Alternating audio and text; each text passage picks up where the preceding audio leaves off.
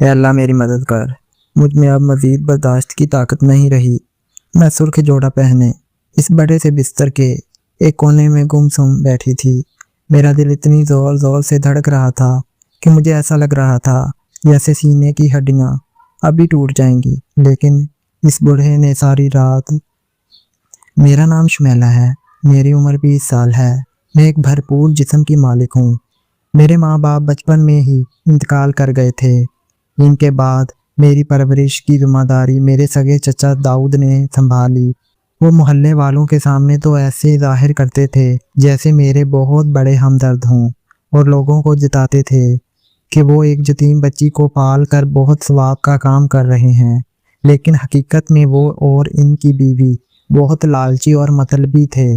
انہوں نے مجھے اپنے گھر میں ہمیشہ ایک نوکرانی کی طرح رکھا اور کبھی عزت یا پیار نہیں دیا۔